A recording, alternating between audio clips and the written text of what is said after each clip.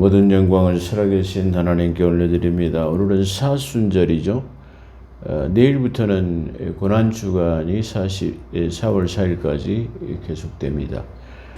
고난주간을 통해서 고난당하신 주님, 그리고 그 고난을 통해서 십자가의 짐을 지시고 우리 인류의 죄를 대속하신 하나님을 다시 한번 생각해 보는 그런 주간, 그리고 그 고난에 참여하고 부활주의를 참여할 수 있는 교회가 되어지기를 주의 이름으로 축복합니다.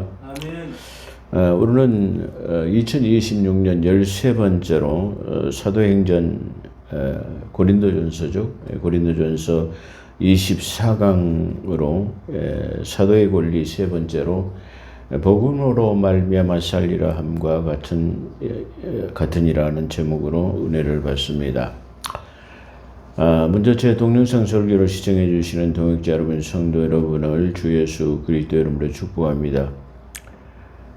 자, 사도의 권리라는 것으로 9장 1절은 시작하고 있는데요. 9장 1절에서 첫 번째 설교와 두 번째 설교는 핵심으로 말한다면은, 핵심적인 것을 말씀드린다고 한다면, 영적인 것을 뿌렸다고 한다면 육적인 것으로 섬김을 받는 것은 당연한 일이다. 그리고 또한 성전을 섬기는 자는 성전에서 나는 것을 먹고 제단을 섬기는 자는 제단에서 나는 것을 나누는 것을 너희가 알지 못하느냐, 그렇게 반문하면서 시작합니다. 그러므로 복음 전하는 자는 복음으로 말미암아 살리라 함과 같으니라, 그렇게 말씀하십니다. 그러므로 사도의 권리를 누리는 것은 당연하다, 그렇게 말할 수 있을 것입니다. 그러나 그 권리를 사용하지 않는 것은 복음의 방해를 받지 않도록 하기 위해서 내가 그 권리를 포기하겠노라 하는 것이 바로 우리가 핵심적인 내용이다. 그래서 이 미숙한 고린도 교회 목회자들이나 다음의 목회자들, 그리고 성도들에게 지금 자기가 사도적 권리를 포기하는 만큼 성도들도 복음의 방해를 받지 않도록 하기 위해서 자기 자신을 희생하고 권리를 포기할 줄 알아야 된다. 그렇기 때문에 이 말은 사도의 권리만 말하는 것이 아니라 반대적인 그런 측면으로 본다면 또한 성도들에게도 하고 있는 말이다, 이렇게 볼 수 있을 것입니다. 그래서 사도의 권리를 누리는 것은 당연하다 할 것이다. 그러나 그 권리를 사용하지 않는 것은 복음의 방해가 된다. 그렇기 때문에 우리는 어떠한 측면이라 할지라도 만약에 하나님의 나라 확장에 그리고 복음의 방해가 된다고 한다면 그런 일은 하지 않아야 되죠.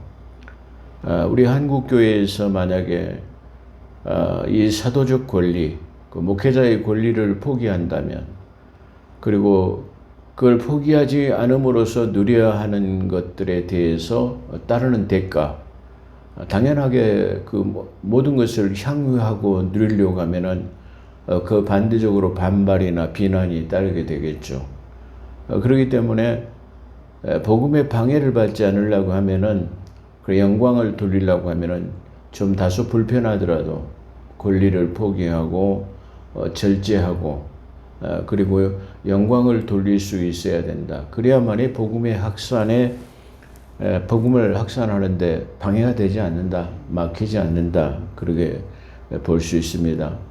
그렇기 때문에 모든 믿음의 사람들의 자세는 하나님의 나라 영광, 하나님의 나라 확장과 그리고 복음 전하는 데 방해가 되지 않도록 해야 한다는 것이 가장 중요한 일이다. 그것이 바로 사도적 권리고 오늘날 목회자들의 그 어떤 취해야 할 그런 목적이다. 그 성도들의 목적도 역시 마찬가지로 자기 자신의 한 사람으로 인해 가지고 자기 자신의 행동을 통해 가지고 다른 사람에게 복음의 전하는데 방해가 되고 하나님의 나라 확장이 되지 않는다고 한다면 그것은 스스로 깨달아서 그런 것들을 좀 정리해야 될 것이다, 이렇게 한번 생각해 볼 수 있습니다. 그래서 우리는 지금 이 고린도전서 이 사도의 권리에 대한 것들을 배울 때 우리는 많은 것들을 희생하고 내려놓을 줄 아는 그런 삶이 되어야 할 것이다. 그렇게 한번 생각을 해봅니다. 그러므로 그 권리를 사용하지 않는 것은 복음의 방해가 될까 하여 포기하노라. 여기까지가 아마 지난주에 첫 번째, 두 번째 핵심 내용이었다. 그렇게 압축으로 말씀드린다면 그렇게 말씀드릴 수 있습니다. 사도 바울은 계속해서 27절 마지막 절까지 설명을 계속해 가고 있습니다. 그러면서 지금 내가 복음을 전할지라도 자랑할 것이 없는 것은 없음은 내가 부득불할 일이요 만일 복음을 전하지 않으면 내가 화가 있으리로다 그랬습니다. 그러니까 이 말은 무슨 말이냐면은 자기가 복음을 그렇다고 해서 자기가 모든 권리를 전하고 복음을 전하는 것이 자랑할 만한 일이냐? 그것은 자기 입장에서 보면 지금 자랑할 것이 아니고 부득불해야 하는 것이다.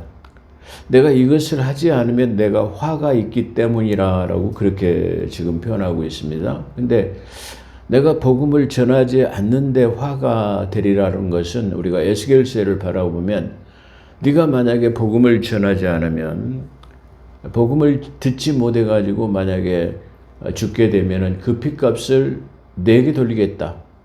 근데 네가 그 복음을 전해 가지고 그 사람이 받아들이지 않으면은 그 핏값은 그 사람의 문제다. 이렇게 말하는 것을 우리가 에스겔서를 통해서 우리가 공부한 적이 있습니다. 그런 것처럼 우리는 만약에 내가 복음을 전하지 않으면 내가 화가 있으리라고 하는 것은 바로 우리는 복음의 빚진 자이기 때문에 그렇습니다. 그러니까 만약에 주님께서 나는 너를 위해서 내 자신을 희생하고 복음을 전했건만 넌 나를 위해서 무엇을 했느냐라고 하는 반문이 있다고 한다면 거기에 대해서 우리가 무엇을 말해야 할까? 다시 말하면 예수 그리스도는 이 사도 바울이 지금 말하는 것처럼 우리 모든 사람의 대속물로 섬기기 위해서 이 땅에 오셔가지고 섬겨주고 대속물로 주시고 당신을 나눠주셨는데 그렇게 해서 너희가 영원한 생명을 얻었다고 한다면 바로 너희가 그런 나를 위해서는 너희가 뭘 할 수 있었느냐라고 반문한다면 뭐라고 대답해야 할까? 그렇습니다. 그렇기 때문에 이 전도서도 마찬가지입니다만은 이 전도서가 가지고 있는 중요한 주제 하나가 뭐냐 그러면은 젊은 청년들이여 젊은 날을 즐겨라고 그렇게 말합니다. 그러나 그 마지막 때는 하나님 앞에 서게 되는 것을 잊지 말아라 이렇게 말합니다. 그렇기 때문에 젊음을 향유하고 누리고 진취적인 기상을 가지고 비전을 가지고 나가는 건 좋지만 자칫 그 방종을 하게 돼가지고 그 젊은 날을 소비해버리면 바로 하나님 앞에 서게 되면 그게 문제가 될 것이다 말이야. 그때 만약에 네가 그렇게 했다면 너는 어떻게 할 것이냐라고 하는 것이 바로 고린도 전도서의 중요한 핵심의 내용이다. 그렇게 말할 수 있습니다. 또한 사도 바울은 말하기를 모든 사람은 하나님 앞에 서게 될 것이다. 그래서 모든 사람이 하나님 앞에 무릎을 꿇게 되고 그 혀는 그 모든 것을 그 하나님 앞에 직구하리라 하는 때가 있다 이 말이죠. 그게 다시 말하면 우리는 하나님 앞에 반드시 한번 이 인생의 삶을 소풍 나온 인생의 나그네의 여정을 살다가 본향이라는 곳에 아버지께 돌아간다면 너는 나를 위해서 무엇을 했느냐라고 말한다면 우리는 그것에 대한 것을 말할 수 있는 그 답을 준비해 놓아야 한다는 것이 우리의 성도들의 삶이다. 그렇게 말할 수 있을 것입니다. 그렇기 때문에 사도 바울은 내가 복음을 그렇다고 잘 전한다고 해도 자랑할 것은 없어. 만약에 내가 복음을 전하지 않으면 내게 화가 있을 것이기 때문에 나는 그래서 매진하고 있다라는 것을 말해요.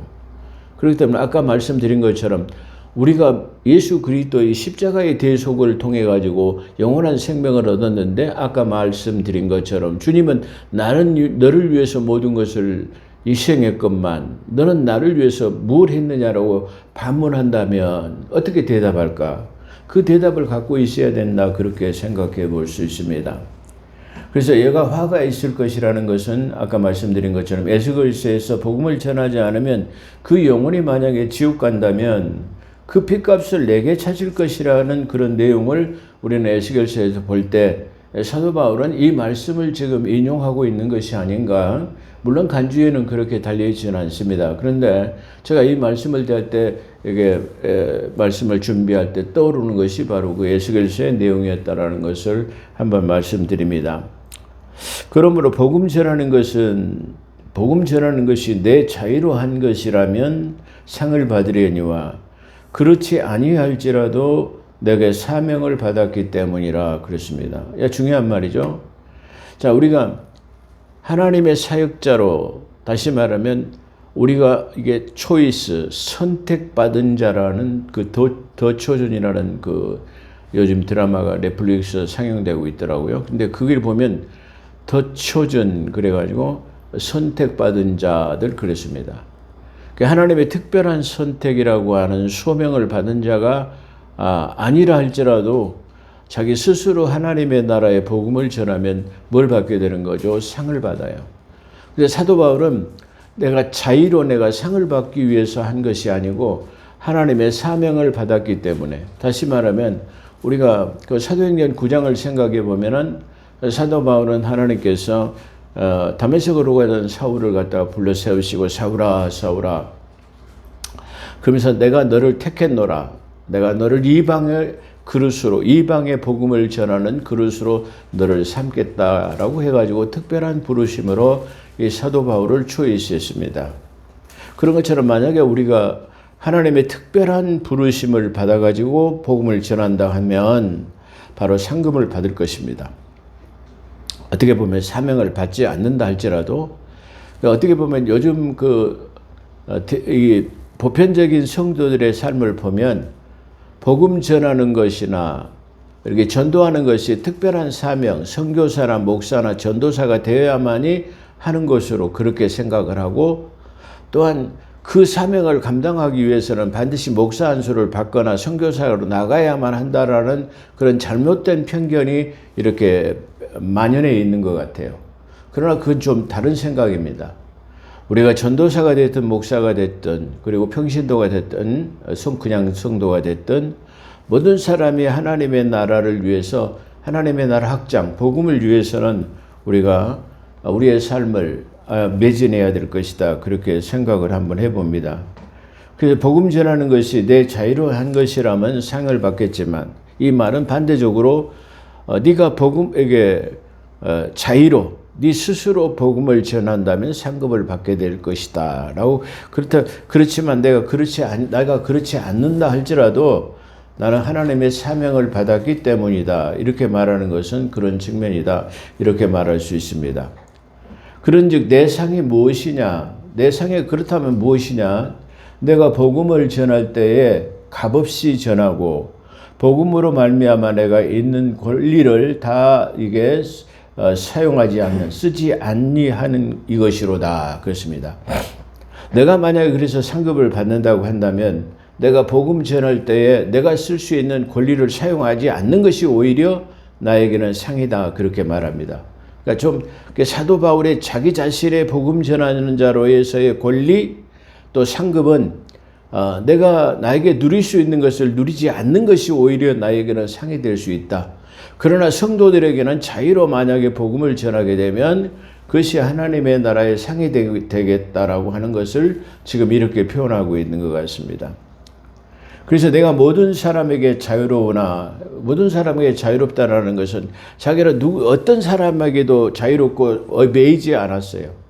그래서 나는 자유로운 사람이다.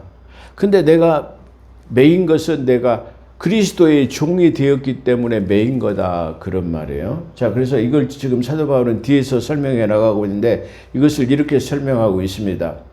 자, 내가 모든 사람에게 자유자나 스스로 모든 사람의 종이 된 것은, 그렇게 말하며 더 많은 사람을 얻고자 함이라. 그래서 나는 모든 사람의 누구 하나도 거리낄 것이 없고 자유롭고 누구 하나에게 꿀림을 받을 필요가 없다. 내가 그 사람보다 못할 것이 하나도 없다. 그런데 내가 더 낮아지고 그 사람이 낮아지는 종으로 그 사람들을 섬기는 사람의 대상으로 삼는 것은 바로 그리스도의 종이 되었기 때문이다. 그렇게 말합니다. 그래서 주님께서도 마가복음을 통해서 이렇게 말씀하십니다. 주께서도 인자가 온 것은 섬김을 받으려 함이 아니라 도리어 섬기려 하고 자기 목숨을 많은 사람들의 대속물로 주려 함이라. 이렇게 말씀하시고 있습니다. 그런즉 유대인들에게 이건 제가 인용해서 말씀드린 것이고요. 지금 사도 바울은 그렇게 말합니다. 그런즉 내가 자유자인데 많은 사람들에게 종이 된 것은 내가 어떤 형태로 종이 되었냐라는 것을 지금 설명하는 거예요. 그래서 그런즉 유대인들에게는 내가 유대인같이 된 것은 유대인을 얻고자 함이라. 그러니까 내가 유대인들에게는 내가 유대인같이 되었어.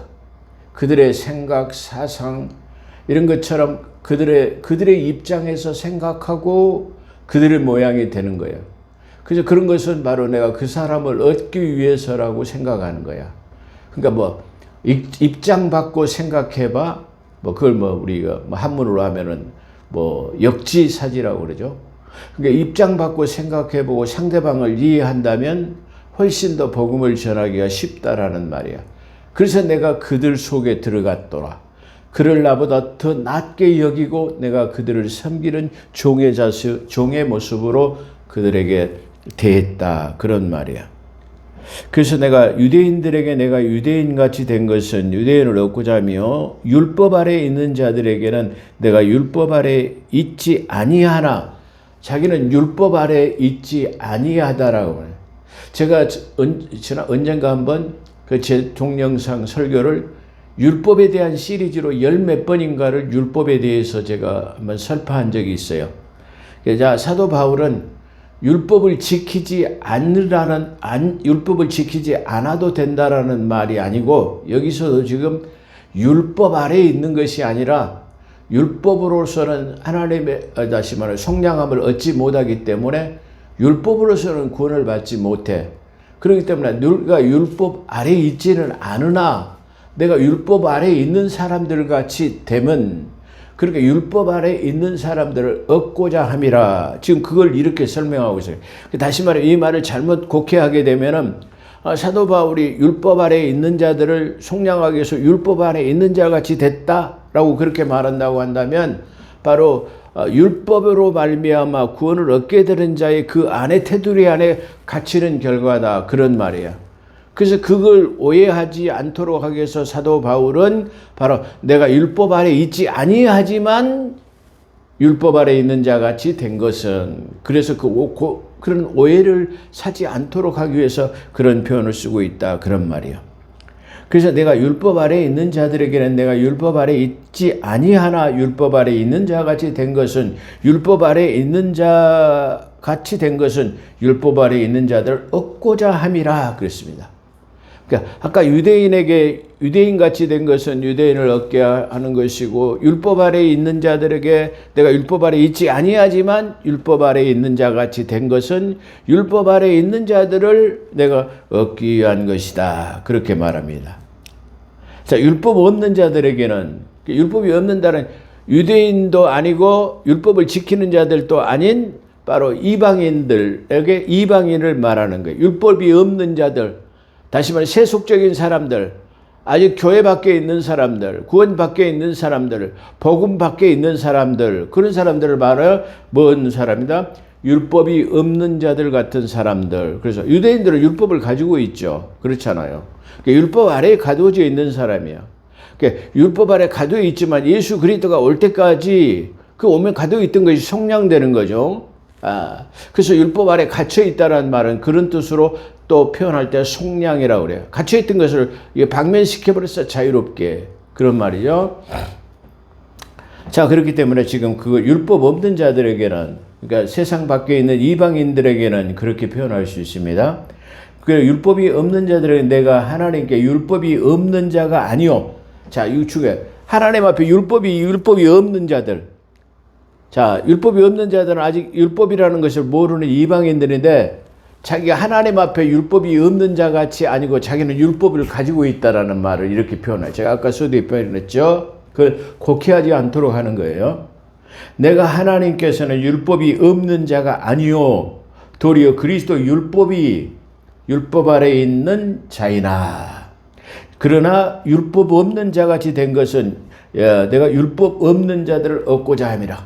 율법이 없는 이방인을 구원하고자 한다. 그런 말이에요. 자, 근데 자기는 율법이 없는 것이 아니라 율법을 가지고 있으나 다시 말해 이 율법을 그리스도의 율법으로 변하는 거야.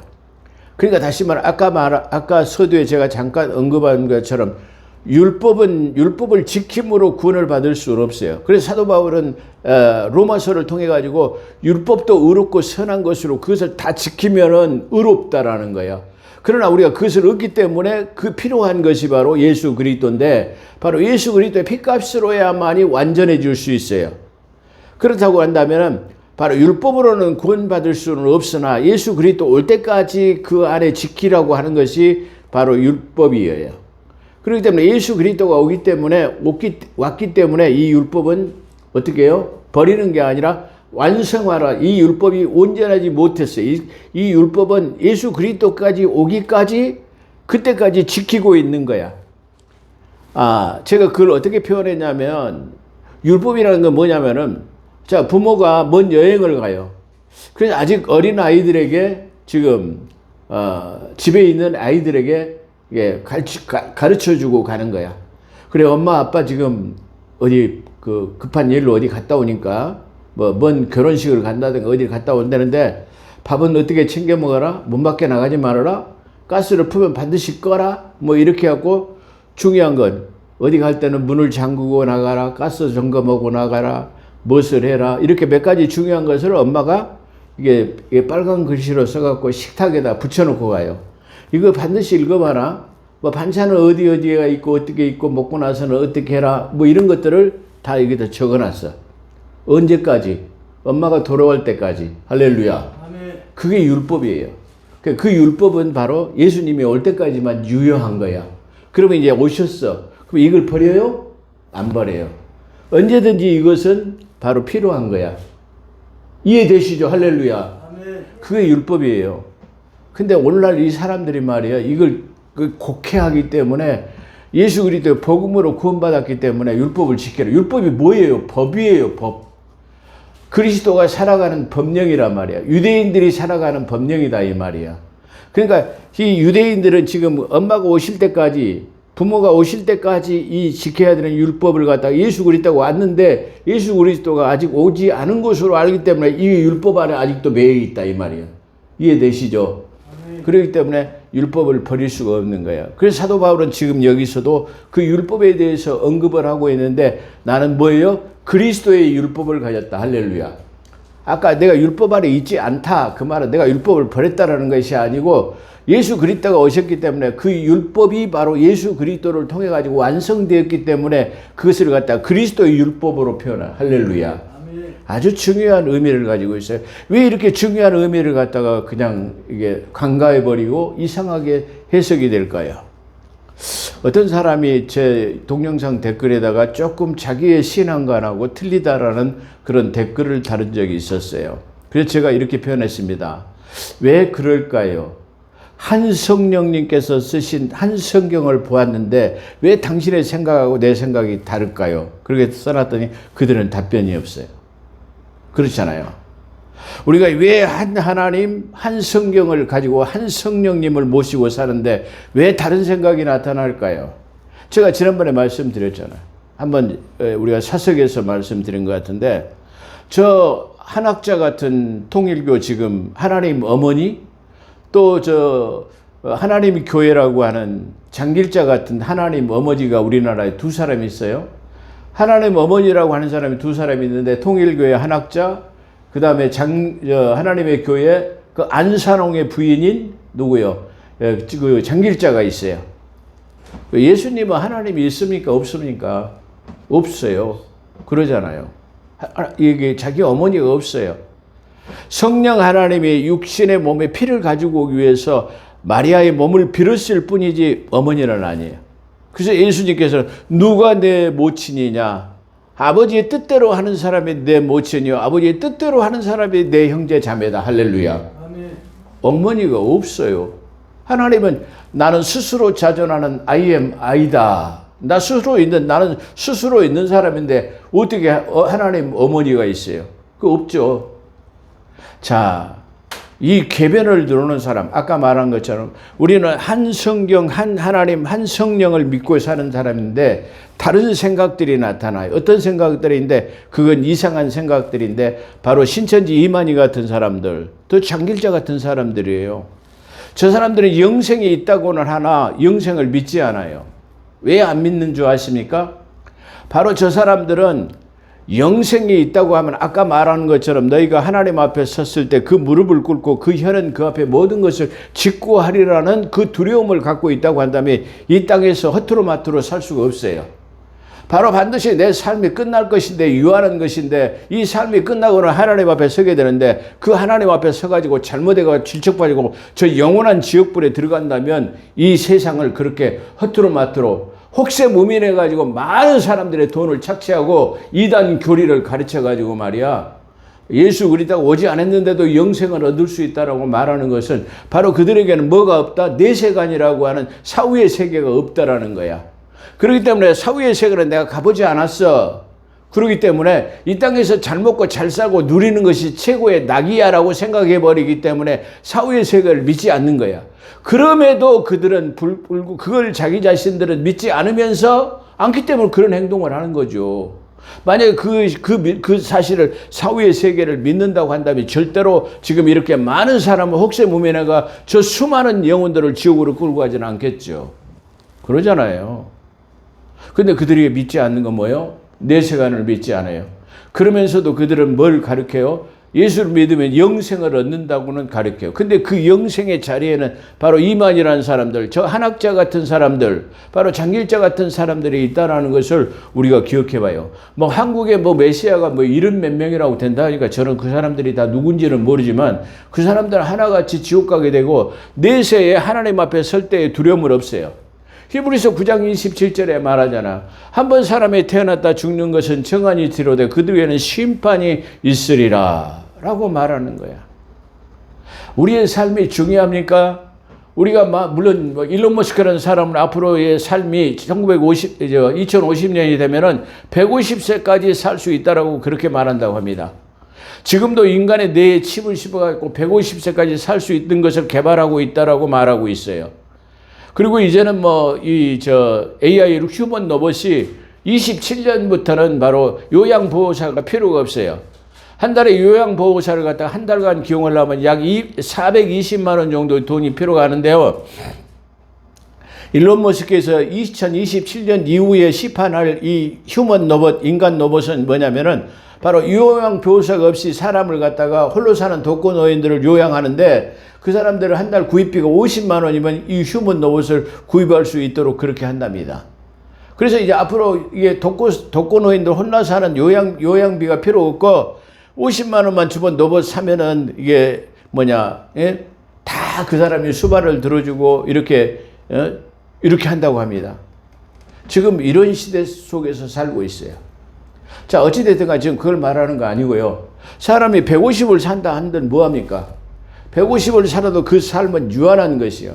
150을 살아도 건강하게 장수하게 생동감 있게 살면은 그거 축복이죠. 그런데 사람은 반드시 늙게 돼 있어요. 영생을 얻지 못하면 후패예요. 만약 찌그러진 그 일그러진 모습을 가지고 150세에 산다면 이 나라 세계가 어떻게 될까요? 어린아이 젊은 사람이 없는 사람의 상태에서 전부 쭈그러진 그 쭈글탱이 할아버지 할머니만, 물론 제가 비하하는 말은 아닙니다. 저도 그 시대가 그 150살이 되게 되면 그렇게 늙고 볼품없는 사람이 될 것이기 때문에 그래요. 그게 축복입니까? 아니에요. 나는 그걸 축복이라고 생각하지 않고 저주라고 생각해요. 적당히 살다 보기 싫기 전에 하나님 우리 후패하기, 우리가 후패되지만 적당한 때의 삶을 누리고 그 앞에 하나님 절대자 앞에 다시 아버지의 번향으로 돌아가는 것은 그 귀결이 당연한 거예요. 적당한 삶을 살다가 하나님께서 주신 우리의 수완을 살다가 가는 게 바로 이게 뭐예요? 이치예요. 근데 그 하나님이 정해놓은 이치를 과학이나 다른 것을 통해 가지고 그걸 연장을 고의적으로 의도적으로 연장을 해 가지고 그렇게 산다. 그렇게 사는 것도 중요해요. 그렇잖아요. 근데 그렇게 사는 것이 중요한 것이 젊고 생동감 있게 보기 싫지 않게 그렇게 만약에 향유하고 누릴 수 있다면 얼마나 좋겠습니까? 근데 그렇지 못하다는 거야. 그럼 우리는 생각해야 됩니다. 150을 산다 할지라도 그 유한한 삶이에요. 그러나 그 유한한 삶 뒤에 생명을 150살까지 산다 할지라도 150까지 살고 난 뒤에의 삶은 어떻게 될 것인가? 사후의 세계는. 그거는 하나님 앞에 서야 될 것이고 하나님 앞에 서는 삶 속에서 우리가 이 땅에서 어떻게 살았는가에 대한 것의 보상이 바로 하나님 앞에 영원한 생명이 주어지는 것이다 라고 생각할 수 있어요. 그렇기 때문에 우리는 저런 사람들의 혹세무민에서 벗어나야 돼요. 참 안타깝잖아요. 우리 웃장날 이렇게 보면은 가끔 가다가 저 신천지에서 그 부끄러운지도 모르고 말이야. 4-5명이 줄지어 다니면서 말이야. 신천지 교회라고 딱 써본 그 조끼를 입고 그 여자들, 젊은 여자들이 말이야. 이렇게 전단지에 놔가지고 다니는 거 보면 얼굴에 뭐예요? 철면피를 해, 철면피. 얼굴에다 철면피라는 뭘 말해요? 얼굴에다 철판을 깔아버렸어요. 인간의 면상이 아니에요. 사람이 얼굴이라고 그래요. 사람의 모습의 형태의 모습을 가장 잘 나타내는 게 뭐예요? 얼굴이에요. 얼굴이 어떻게 얼마나 훤하게 잘생긴 그걸 말하는 것 자체를 말하는 게 아니에요. 얼굴이라는 것은 뭐냐면은 말 그대로 우리 한글 정확한 고유의 한글을 쓴다면 얼을 담는 혼을 담는 그릇이라는 말이야. 그 사람의 얼굴 속에서의 그 사람의 혼을 담고 있는 그릇이 얼굴, 그걸 나타내는 것이 바로 사람의 얼굴이야. 그러니까 사람의 얼굴이 어떻게 표출되느냐에 따라서 달라지는 거야. 근데 그런 사람들은 뭐예요? 얼굴에 철판을 깔았기 때문에 그런 것을 무시하고 다니는 거야. 그랬을 때 그런 사람들을 보면 참 얼굴에 철판 깔았구나. 참 아주 가엾은 사람이구나. 그런 생각을 한번 해볼 수 있어요. 우리나라에 철판 깐 사람들 많이 있죠. 요즘에 그 유튜브에 보게 되면 아주 그 도배를 이룬 사람이 누구냐면은 저 이준석이라고 하는 개혁혁신당의 그 대표라는 국회의원 이준석이라는 사람인데 이 하버드 대학을 가짜로 이게 제대로 졸업도 안 해가지고 졸업장이 없대요. 그래갖고 그 김명륜이라는 그 김영훈인가 그 여자 유튜브가 그걸 까발려가지고 했는데 이준석이라는 사람이 그것을 갖다 16번을 고발을 했다고 그래요. 한 번도 아니고 16번을 고발했는데 그 여자가 16번을 무죄로 만들었다고 그래요. 그래서 또 이것이 가짜 학벌이 불거지니까 졸업장을 갖다가 기자들한테 공개를 했는데 그 공개된 졸업장을 보니까 딱 가짜요. 무슨 학부를 졸업했다라는 전공 과목도 없는 그런 졸업장을 갖다 냈다고 그래요. 그런 사람들은 뭐예요? 대국민 사기극을 벌이고 있는 거야. 저 노무현 때 국가 인재를 양성하기 위해서 이 장학금을 국가에서 지급을 해갖고 노무현 때 저 장학금을 받아 처먹고 살았던 인간이에요. 근데 가짜로 졸업도 못하고 나 하버드 졸업생이야. 대국민 사기극을 벌이고 있는 사람들이 누구예요? 이준석이에요.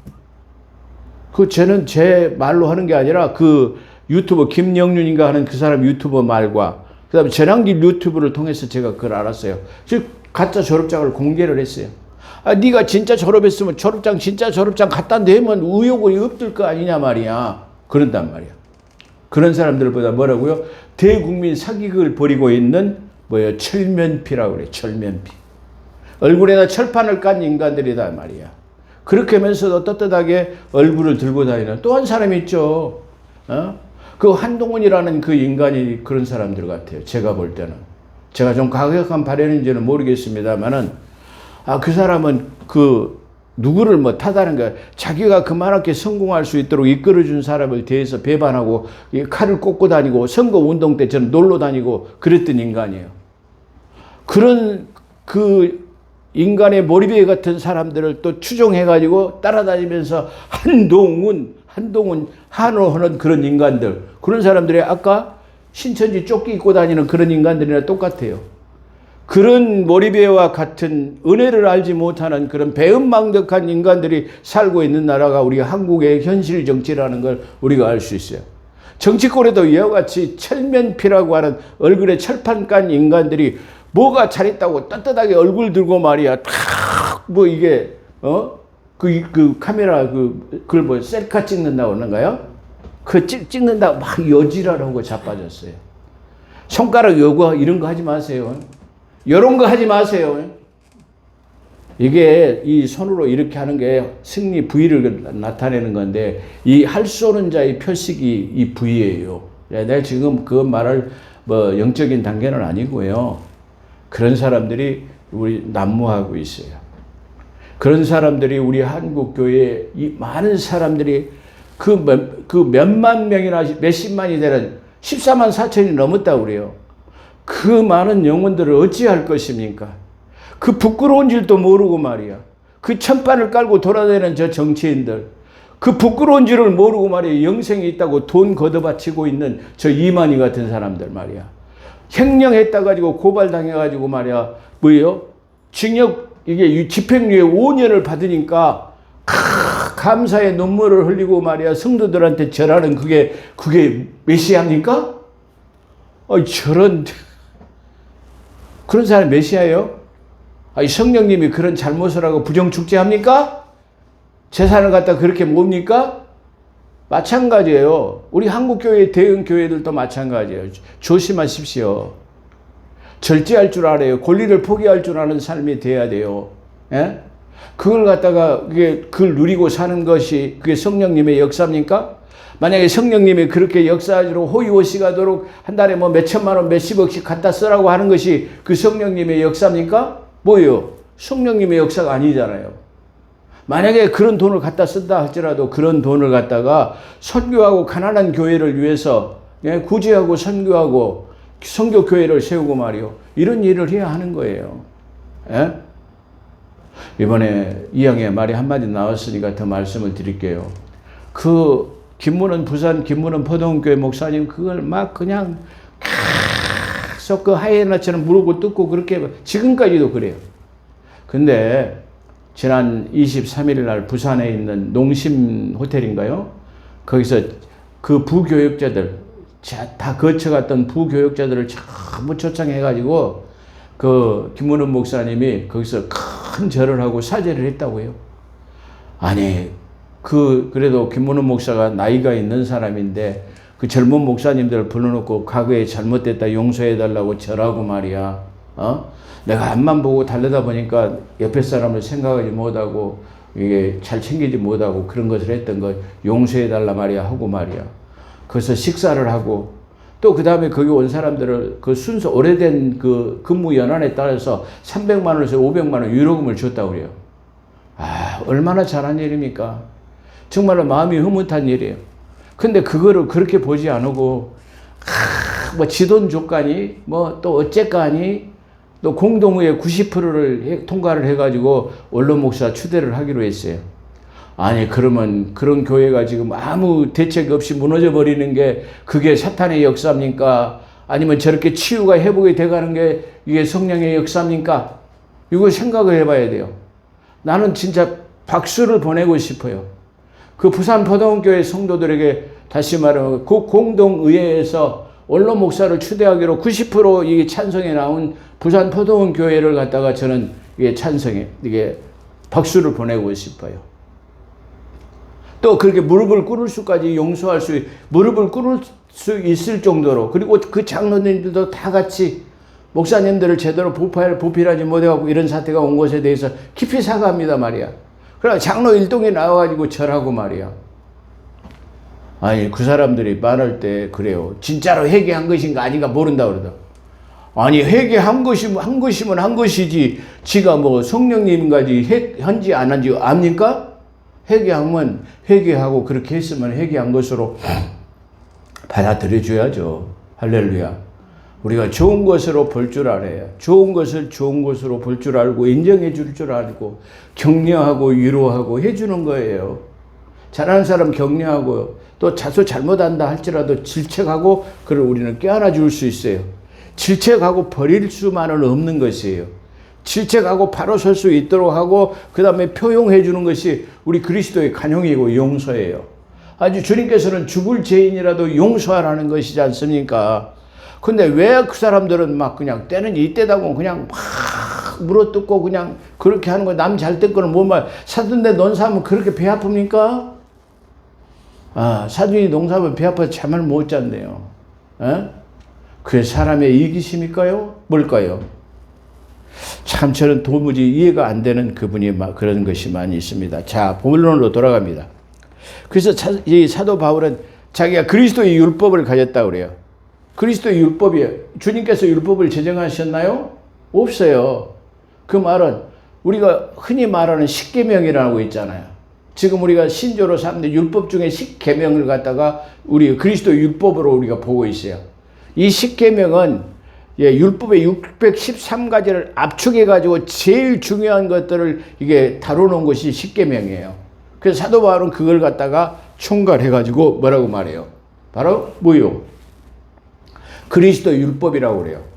그래서 사도 바울은 사도의 권리를 말할 때 신명기 25장 4절을 여기서 율법에도 이렇게 기록됐거늘 율법을 인용하잖아요.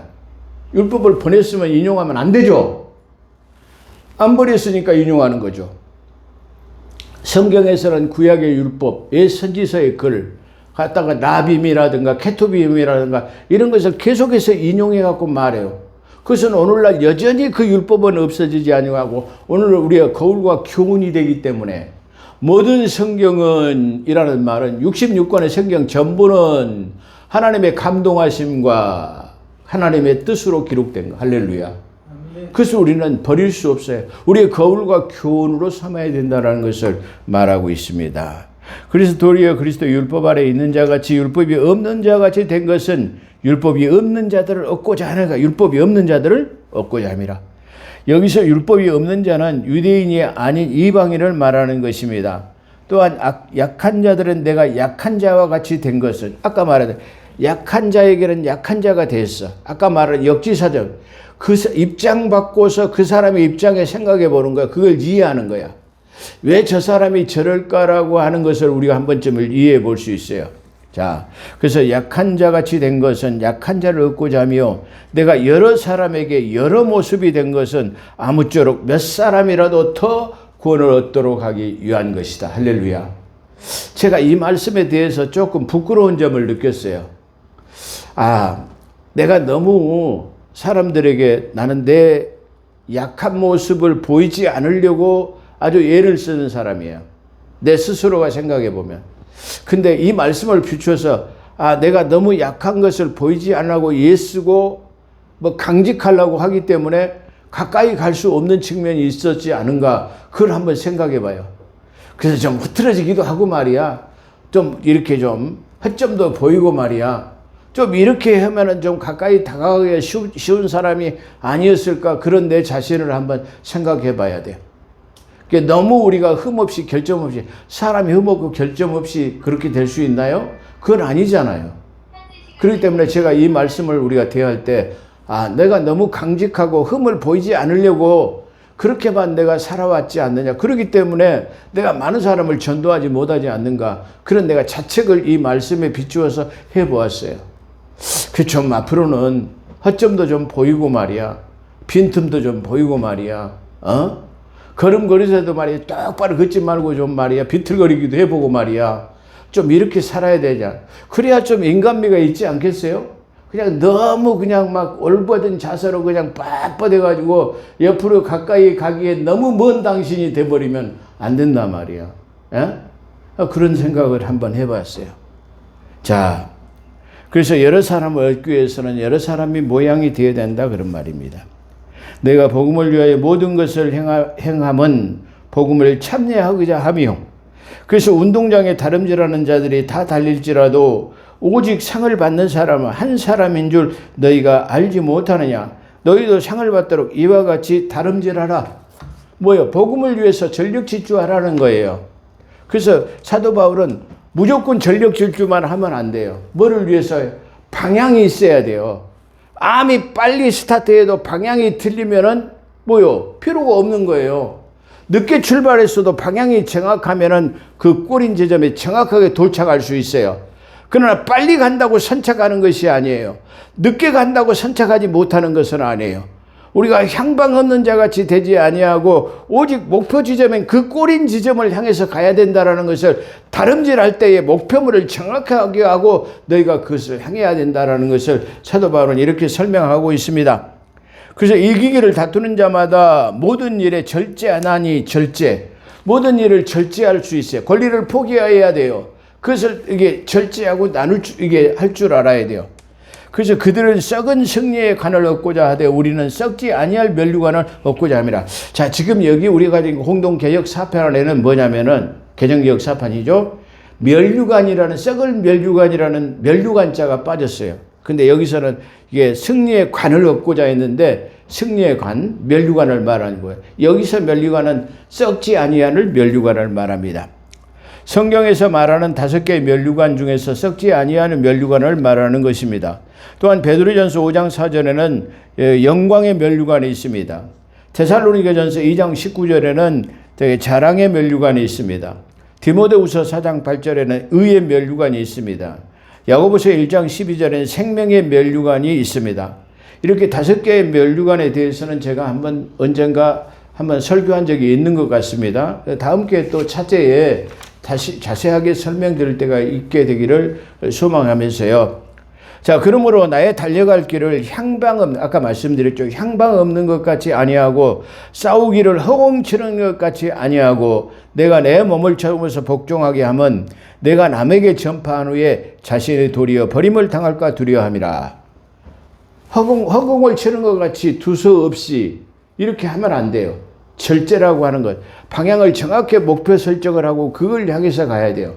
사람이 살아가는데 목표 설정이 정확하지 않고 그냥 하루하루를 이게 그냥 두동실, 그냥 이렇게 두루뭉술하게 그냥 살아가는 그런 경우가 많이 있어요. 근데 우리는 분명한 목표 설정을 하고 살아야 됩니다. 우리의 목적이 무엇인가, 우리가 어떻게 해야 될 것인가를 우리가 생각하며 살아야 돼요. 하루하루를 그냥 오늘 눈 뜨면 그냥 하루 지내고 또 그냥 사는 게 아니고 바로 내 5년 후의 삶은 어떻게 될 것인가, 내 10년 후의 삶은 어떻게 될 것인가, 또 내 하루를 어떻게 내가 살아야 될 것인가를 설계하고 그대로 살아나가는 것이 소중하다, 그렇게 생각을 해볼 수 있습니다. 그렇기 때문에 목표를 설정하고 달려가는 자가 돼야 되지, 목표를 설정하지 않고 달려간다 그러면 그것은 아무 향방 없이 달려가는 것과 같은 것이기 때문에 그렇게 말합니다. 그렇게 향방 없이 목적 없이 내가 달리다 보면은 다시 말 그렇게 해놓고 내 자신이 버림을 받을까 두려워하는 거다, 그런 말입니다. 이게 무슨 말일까요?